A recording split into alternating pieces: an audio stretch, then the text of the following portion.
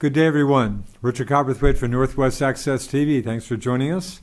We've got another in a series of shows we've been doing on the expansion of the Franklin County State Airport and a key role that Highgate, town of Highgate, may play in this. And very happy to have a couple of guests for our show today. Richard Noel, former town selectman. Richard, I guess you're the town's rep at this point on the Northwest Regional Planning Commission. I guess recently off the Planning Commission. And we could go on and on, but I'll let you get into some of your background. But again, Highgate resident, former selectman Richard Noel, and happy to have Franklin County Senator Corey Parent. Corey's also the Director of Operations for St. Albans Town. Thanks for your time, folks. Well, Richard, big vote. I mean, you've been dealing with Highgate issues probably seems like forever. Over 40 years. Over 40 years. How many years on the select board? I was 17 as chairman. Wow, 17 as chairman. Boy, so we're talking a big vote. Again, September 14th is the vote. I guess I should get into this a little more. Again, the issue is the Franklin County State Airport will be expanded, a longer runway. But a key aspect of this is how Highgate comes in, a proposal to extend water and sewer lines, I guess, from MVU to the airport. Correct. And I guess project support, and again, September 14th is the vote. Overall project costs pegged at $3.5 million in the local share, up to $500,000. And Senator Parent will get into some of the funding sources that have come into play. But again, this is a big, as things go in Highgate, this is a big issue coming up on the 14th. Yes, it is. Of course, Highgate mostly was an agricultural town, still is, but not like it was 30, 40 years ago. Yeah. So the base for taxes from farmers is not quite where it was. The demands now with less farmers are more. Yeah. So this is, I think, a beneficial thing to our area for future employment and something that the kids and the grandkids are going to be able to go in and apply their technology that they've learned a lot more than we were back on the farm. Sure. Of course, MVU right next door pretty much also. Yes. Interesting. So again, September 14th vote, there's an informational meeting a week before on September 7th. So again, the key, the airport's going to be expanded, upgraded in any case. There are plans for a 7-lot commercial district, and it sounds like that may happen in any case, but I guess the key for the municipal water and sewer is might see some warehousing, but again, the project supporters just stress that with the water and sewer extension, that could get you just much better jobs, more jobs, whatever, down the road than if that doesn't happen. Yeah, yes, you're correct. Any type of industry, especially the aeronautical industry, that this is going to open up, they're going to need an infrastructure, and that's going to bring them in. One of the first things they're going to ask: you got water, you got sewer? Yeah. It's a basis to get industry in. Right. And at this point, of course, there's septic systems for the existing businesses up there, and I guess water. It's not the best water situation up there, I guess. Well, you could drop a point or a well pretty easy in Highgate and get water. Yeah. But you may be either removing it from your neighbor or sucking in some of his septic. Interesting. Senator Parent, again, the congressional delegation, maybe not yet, maybe the legislative delegation unanimously for this, and it sounds like you put in a lot of work and freed up some pretty decent state buckos for this. Yeah, I mean, we talked, with Heidi and the team in Highgate. This has been on the state's radar for a number of years, this expansion, and it became very clear that this was progressing in the next year, and we worked with the administration to have the $1 million put in their budget proposal. $800,000 goes to the project. $200,000 of it is for VTrans's own work at the site. But the whole delegation supported it and worked through the whole legislative process to secure that funding, for the project. And to build on it, from a regional perspective, water and sewer is almost the last piece needed. You have the airport there, the interstate's real close by. The infrastructure's there. In the facility here, it's just getting this last piece of water and sewer there, and when we look at the way the economy's changed, in the 40 years, where Richard was saying, and you just think of what COVID's even exacerbated is, people in my generation, we buy things online, they get shipped to us. People forget that Highgate is, Quebec is finishing that interstate right to the Highgate border. You're going to be within 45 minutes to downtown Montreal. You already basically are. businesses are going to come down there. You know, if you're a UPS, a FedEx, an Amazon, you're right in the middle. This site is 45 minutes outside of 3 million people or 4 million people, whatever the population of Montreal is. You're close to Burlington. You're close to here. You know, if a plane comes in, lands, they get loaded on trucks. They're on the interstate. They're over to Plattsburgh. They're over to other places. And Richard made the good point. You know, what Plattsburgh has done so well over the last 20 years is revamp their old Air Force base and got technology businesses there. So a lot of Canada actually has a very strong aerospace industry. And to get any kind of U.S. contracts, they usually have to have a home in the United States. They have to have a facility in the United States. So if they need to bring in planes for repair or get a contract with the U.S. military or any of that, they're going to need a facility. And if they're headquartered in Montreal, they might pick Highgate. You know, they can bring planes in. It's half a day trip to go down, look at the facility, and head back up. And there are presently some businesses from Canada that have post office addresses and sites in Highgate. Yeah. Right. To be able to deal with. Boy, in my early years, I go back to again 1975, and hanging around Franklin County. But in my early years, it seems like just about all the new jobs that companies that came in were Quebec-based, and that's still happening to some extent. But that's certainly been a lot of the jobs in Franklin County have originated in a sense from north of the border. Well, and we even have some agricultural facilities Yeah. in Highgate, Franklin County, that are Canadian-based. Yeah. So I mean, the potential there, with the expansion of the runway, which is happening, and you bring out that water and sewer, as Richard said, the first question they're going to come in is, what infrastructure do you have out here? The land's there. If they're going, well, water and sewer, you're looking, if they would have had to make that investment, it might take a lot longer than if it's there. Tim and his team at Franklin County Industrial Development Corp are going to be able to, really go and spur this. And quite honestly, the state of Vermont, I mean, the Agency of Commerce and Community Development, the governor, everyone's excited about what this project can mean, not only to Highgate, but, the whole region. I mean, if we, we all grow when any town grows, and growth in a good way, that, good paying jobs, and talking about, probably the biggest challenge Vermont has now is high paying jobs, and these have the opportunity to bring those in to the state. And to piggyback on what Mr. Parents brought up is that the fact is that we're not going to be alone. We have the state interested. The aeronautical industry is interested. Swanton is interested. St. Albans is interested. We're not doing this just as Highgate. We aren't taking the whole burden on. Right. We're taking about 20% of it. Right. And that's, the piece, I would push to is, talking with Heidi and her team through this whole process, it's always been finding as much money as we could outside of Highgate, because we understand the full $3.5 million is a lot for Highgate to take on. But that vote would be a no-brainer. Right. That would be There's no way you'd pull that But off. with our congressional delegation, you got the Northern Borders grant that brought in $500,000. There's another $500,000 grant in there. There's the $800,000 from VTrans. Heidi and her team are working on the last bit just to get that local match at 20% at $500,000.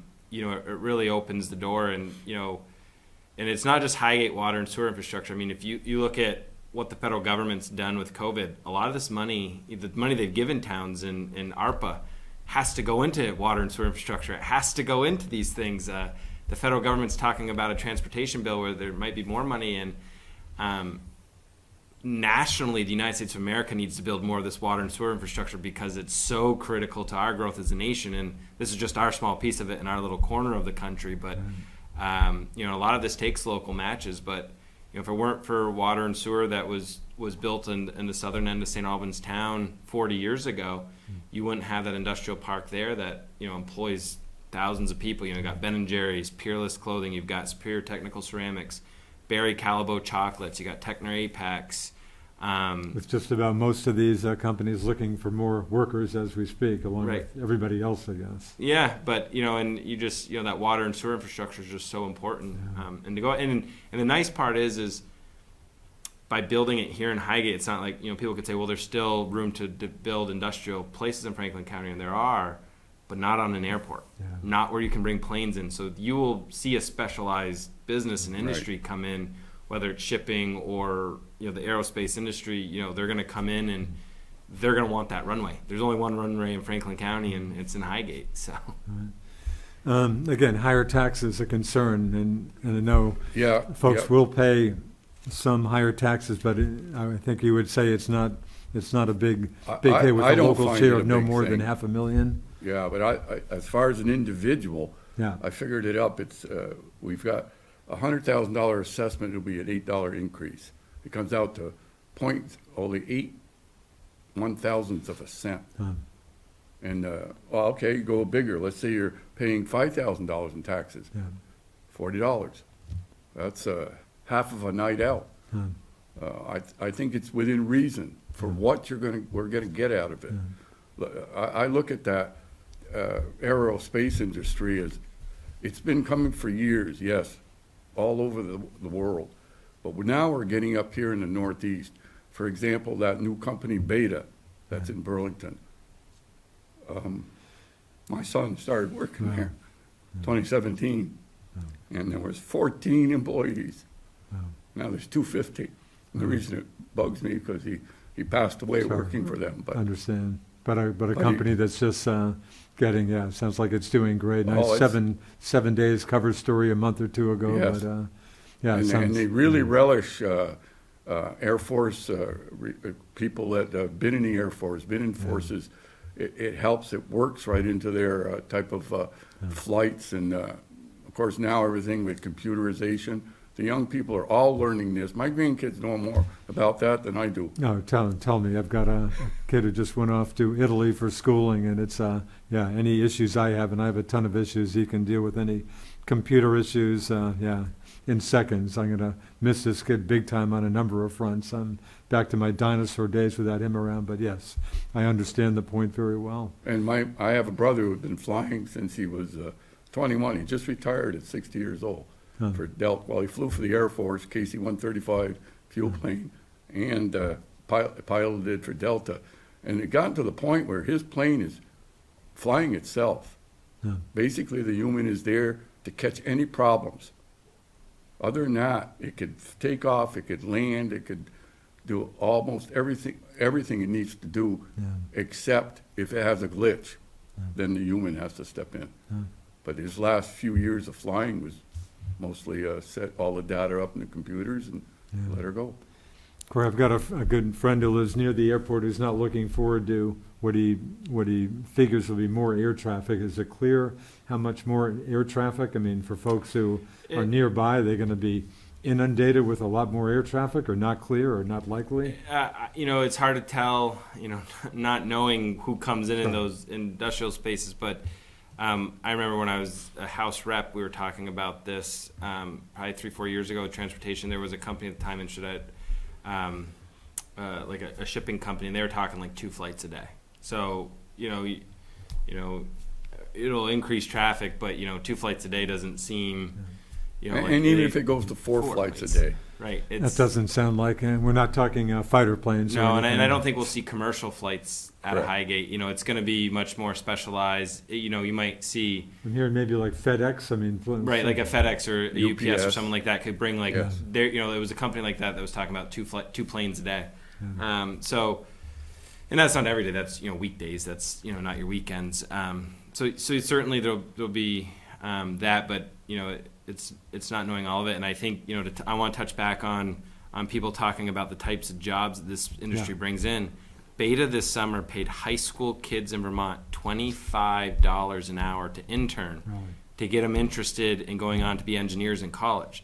So could you imagine 15 years from now, whether it's Beta or another company like Beta that builds a facility up here, might be pulling kids out of MVU and saying, we'll pay you the equivalent then of $25 an hour now, bringing these kids in and showing them what they can do, and they go off to a Clarkson in Potsdam, or they go to, VTC, or they go to an engineering, there's a few engineering schools down near Albany, and then come back home or bring classmates with them. Like that's the exciting opportunity, because, the betas aren't paying people, good money. I mean, they're paying them 3 times what the average Vermonter might be making. They're making them big dollars, and those dollars get spread out. And when you talk about getting restaurants in Highgate or other things, the development that comes with that, people that's the golden vision. But in the meantime, they're well-paying jobs, even mechanics jobs. If you bring in a facility that works on planes, they Yeah, still you bring up a good point, Corey. And the school being next door, they don't have to all go to college. Right. They could have a tech center there to teach them about the components of repairing the planes. A lot of it's going to be possibly battery operated. Beta is battery operated. So there's technologies there, but you need mechanics. They're building their own engines. Right. But so you don't have to be college educated to do that. Right. You have to be educated, but they could be educated into the methodology and the technology they need. Because one comment I heard, Corey, was, hey, Richard, they're not look at all the employers who can't get enough workers these days, so you want to bring more companies in, but you're making the point that these sound like, the hope would be these would be a lot of very good jobs. Yeah, and I'd argue, I think one of the hardest things that gets people to move to Vermont for a good job is there isn't a job for their spouse or their partner, and so the more opportunity and diversity you have is, you might be bringing engineers in, but they bring a spouse with them who fills another job at another company that might be looking for something, or at our schools or in our towns. And so there's that opportunity. Franklin County, the census just came out, is growing faster than the rest of the state of Vermont, and so we're growing. That growth looks like it'll continue, but I think the pressures are good when when companies need workers, it helps the worker too, because usually they get treated better when there's a shortage. And but I think people will start to move here because there will be those jobs, and they'll bring people with them that'll fill those other jobs. So I think long term, the economic impact will change. And I think the young kids that I think in my class, I graduated BFA in 2008. The kids that left the state of Vermont, if they had an opportunity here, I think the kids that, came down from MVU to the tech center with us, who may have left the state of Vermont, or the kids now that drive over to Rouse's Point and Plattsburgh from Highgate to go to work, might now be able to work in town. Or, we also got to think too, like, the people that go to Chittenden County, Tim Smith has a number, and I don't know if it's still true, but I think it's 10,000 people a day leave Franklin County to go to Chittenden County to work. If you keep 4,000 or 5,000 or 6,000 of them here, it's better for the county too. And you bring up a good point about somebody. We have Border Patrol. They may come, but their spouse may have a specialty, and they could get into more of these new jobs that come up. And then both of them may stay. Some of them will stay for the duration of their time that they have up here, then they leave. But if they have a spouse that's also found a job in this area, you may have them staying more, because we have Morse's Line's a small border. We have Highgate Springs. There's a big Border Patrol office right there in Highgate. Richard, have you got a sense, again, the vote coming up September? I should know we're taping this show on Wednesday, August 18th. The vote coming up September 14th. Again, ballots will be mailed also shortly, I guess, to all registered voters in Highgate. Have you got a sense right now of this vote? You got a feel for this at this point? To be very honest with you, no. Yeah. It's right there on the teetering. I'm not sure. Yeah. I would hope that people see a little bit past the supposed increase in taxes. It's not an extreme. It's very livable. But what this can bring down the road for your younger generation is just enormous. And again, fair to stress down the road. You're certainly, I know Tim Smith with Franklin County Industrial Development Corp., and I think Corey, probably everybody, this may be 10 to 20 years down the road. Yes. It's certainly a down-the-road project. People shouldn't expect, or you're certainly not talking about something happening overnight. But Correct. Anyway. My guess is you'd see within 5 years your first Might see bit something. of something going, but the full build out takes 10, 15, 20 years. But Right. my guess is what I just the rumblings I hear at the state level is South Burlington Airport's getting full. There's interest there. There's no room to build around it because they've developed it. There's very few airports that offer what the Highgate Airport offer. So as a beta, maybe at 250 employees now, maybe needs to go to 1,000 employees. Well, that's a good point. Where are they going to put them? 2017, 14 employees. Is that right, 14? 2021, Wow. 250. Wow. Right, and so And looking for more. if they go to imagine 2030, if they need 1,200, they're going to have to put those. I don't know what their plans are, but that's the.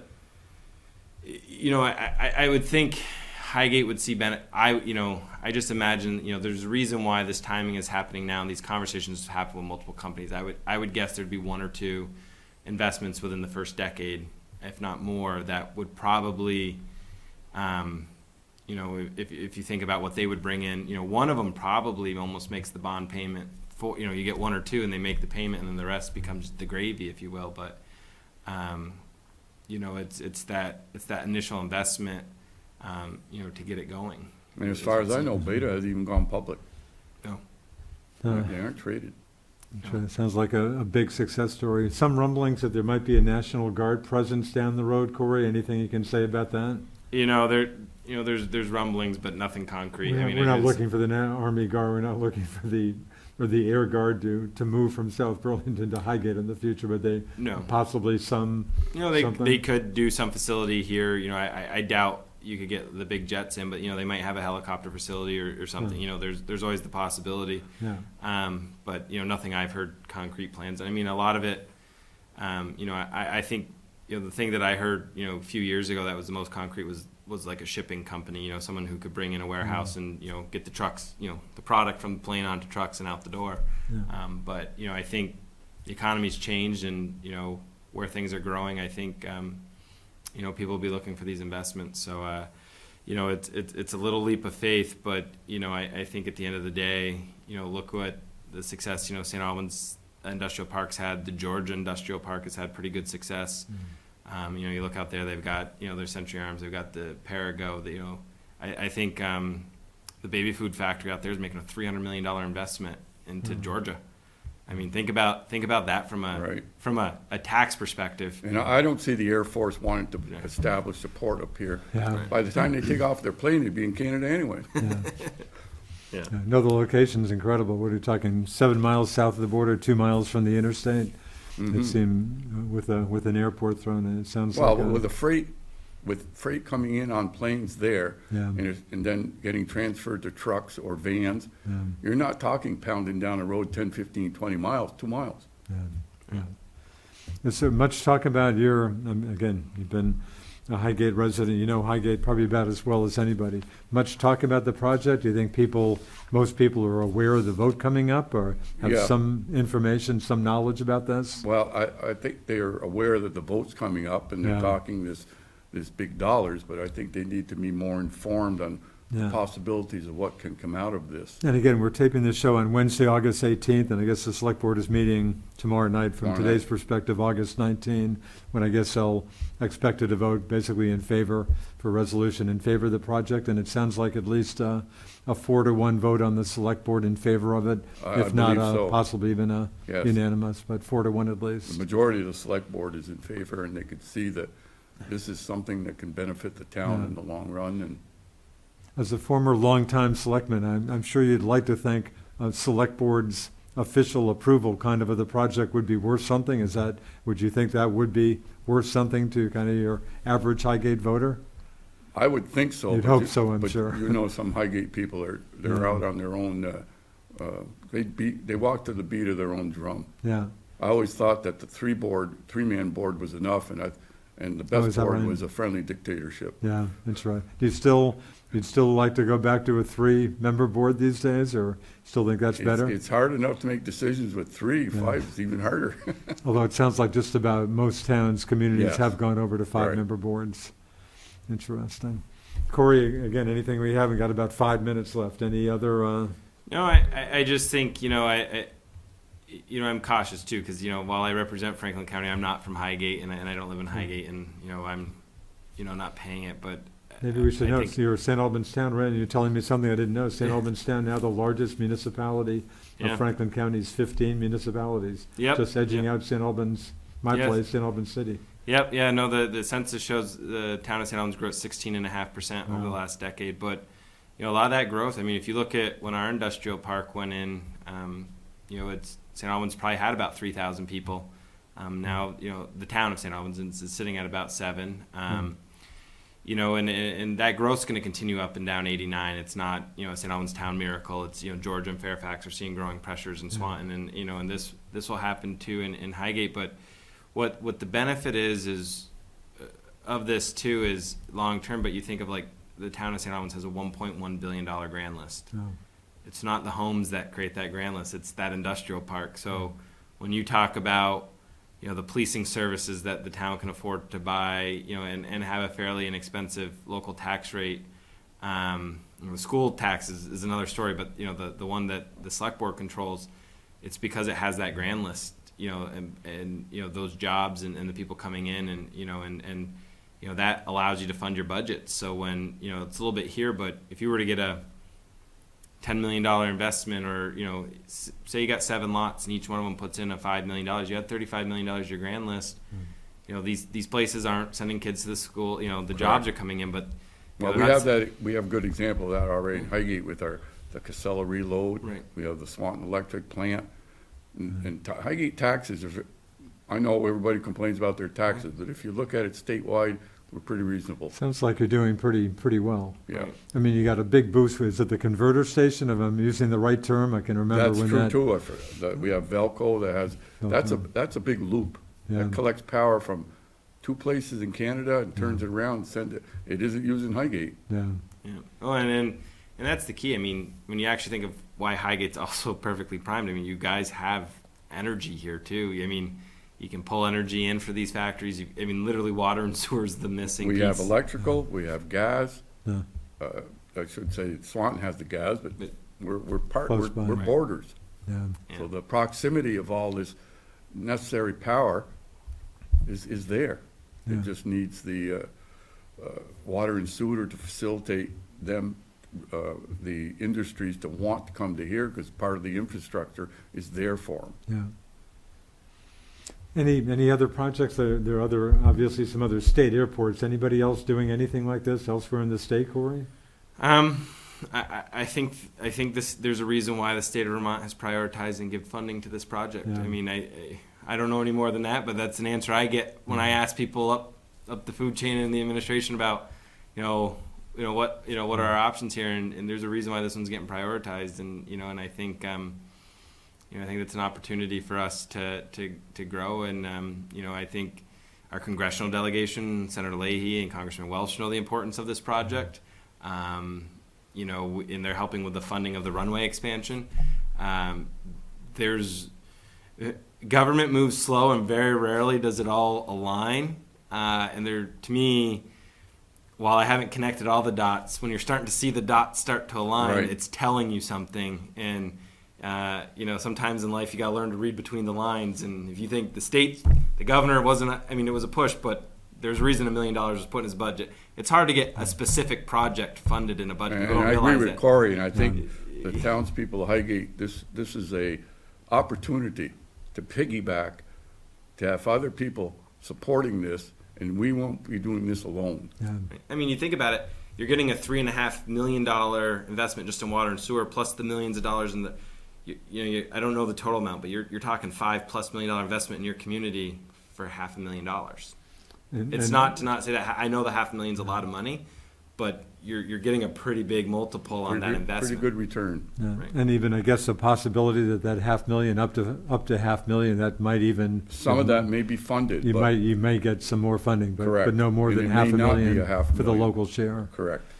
Interesting. So kind of a lot of things have come together for this, and that doesn't happen with a lot of projects, I No, guess. I mean, when you have the congressional delegation, the governor, your local legislation, select board, all on the same path, and Right. regional planning and industrial, it takes a lot. Those groups sometimes squabble, but when they're all aligned, it usually Right. means something big. Yeah.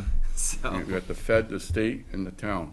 Anyway, down to 20 seconds. So again, agriculture's been your life, but you see Highgate time to just move on to, or at least add something else. Correct. The direction of agriculture is waning. It's still there in some of the Yeah. larger operations, but for the other next generation, some of my kids have already left Right. because of something that there wasn't enough industry or jobs for what they Right. wanted to do. So again, big issue in Highgate coming up on September 14th. Ballots will be mailed to registered voters, and certainly you can get more information on the project from a lot of different people. Thanks very much to Richard Noel, former longtime selectman, And semi-retired farmer. and semi-retired farmer, yes, and given up on farming. And thanks a lot to Franklin County Senator Corey Perrin, Thank you also for having the me. Director of Operations for St. Albans Town. Thanks for your time, and thanks to our key guy out there, producer Alan. I'm Richard Cowperthwait. See you next time. See ya.